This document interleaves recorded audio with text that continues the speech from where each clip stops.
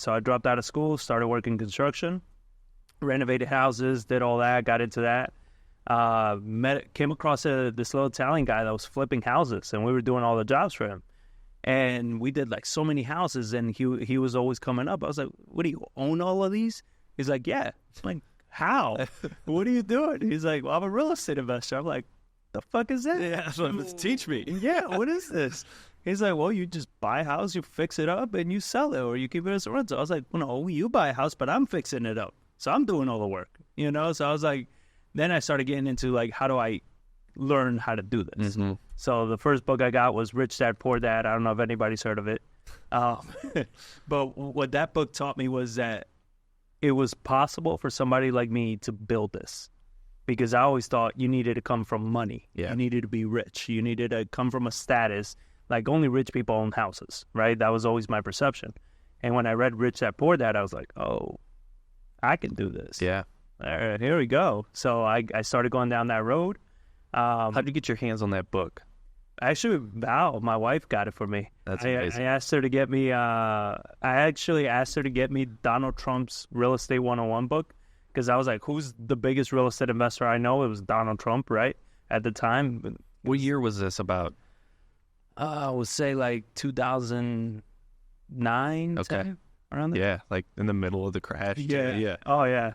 So those were fun times. And so she went, and one of her friend's husband told her about Rich Dad Poor Dad, so she got me both. And she comes with Rich Dad Poor Dad, and I'm like, the hell's this purple book? You know, like it's purple, is like kind of weird looking, some Asian guy on the cover. Paperback? Yeah, I had the paperbacks. And I was like, what the fuck? I was like, all right. And I looked at the Donald Trump one, I looked at this one, and the letters just looked bigger. And that was the first time I read a book outside of school. Like, I never read. My literacy level was very low. And I was like, well, this one looks easier to read. So I started reading it, and I was like, holy crap. Like, this book is telling me everything that, you know, I need to know about, that I can do this. Yeah. What do you think your life would be like if you read that other one instead? I still, you know what's funny? To this day, I've never read it. No need. Never read it.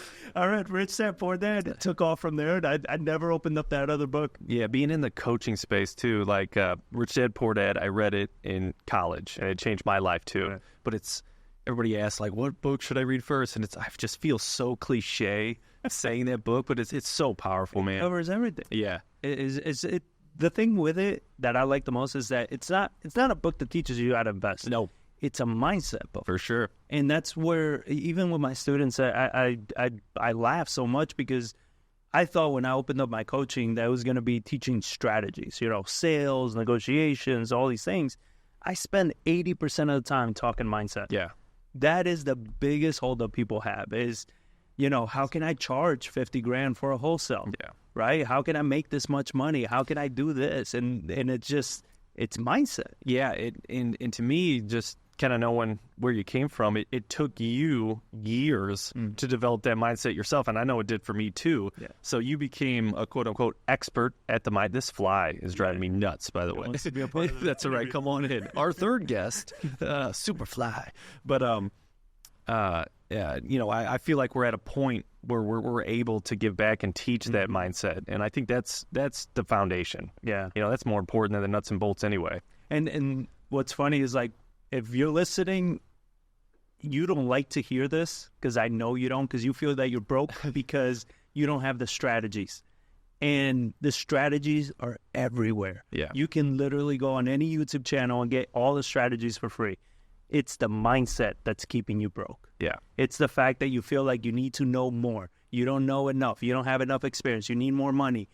Whatever it is, it's all mindset, because the strategies are literally all over the place. Yeah. Right? It's just that you complicate it so much in your head. Yeah. And Jay Jonesy said, Rich Dad, Poor Dad is goated. And it's a great book. And I love the story that he tells throughout the book, too. Mm-hmm. And what's interesting to me is my dad gave me that book. Oh. And, you know, it's funny because my dad has some qualities of both. Mm-hmm. And I can kind of see it in the book. But I'm forever grateful and in debt to him for giving me that book.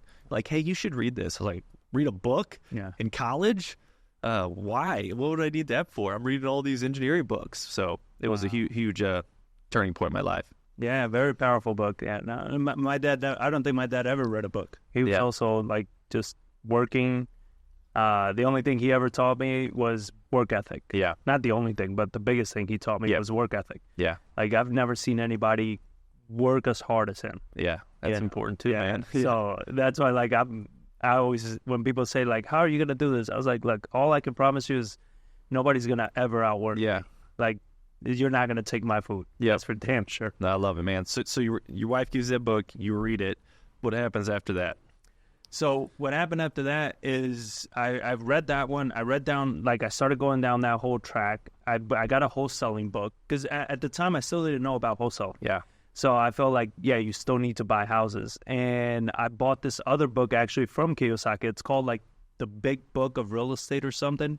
It's not a popular book, but it covers everything having to do with real estate. It had commercial real estate, multifamily, land, everything. And in there, it had a section about wholesaling.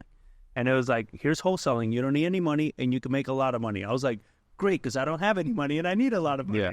So it made sense. And the guy teaching that segment was Dean Graziosi. Yeah. So I picked up his books on wholesaling, and I was like, here we go. I got his books. I know how to do marketing now. I know how to do all this. And that's how people teach you. They teach you to start with marketing. So he teaches a strategy. It's a 25-to-1.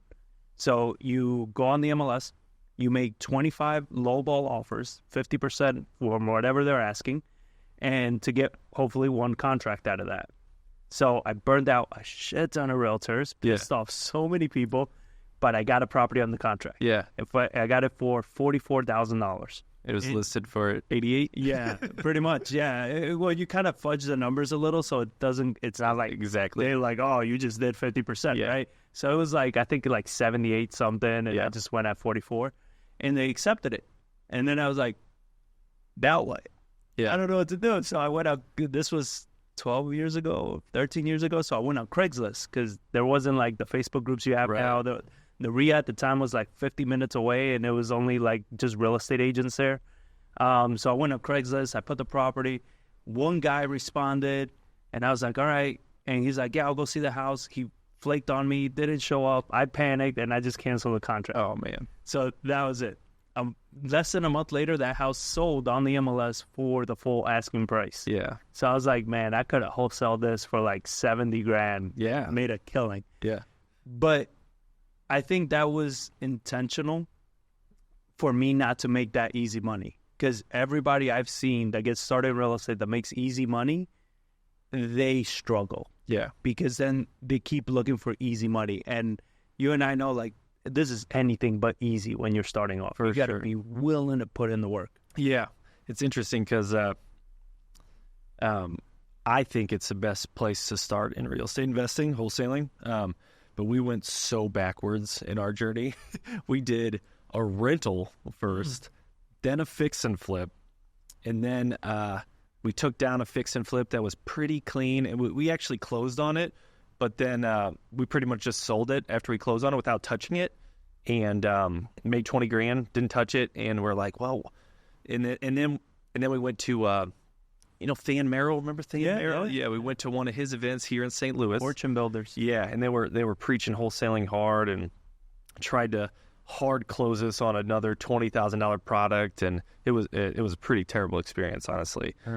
But he talked about wholesaling a lot in there, and that just put the terminology to what I was starting up to already put together. So we went completely backwards. So we're going to talk about the right way to do things and kind of the right steps to get towards that financial independence today.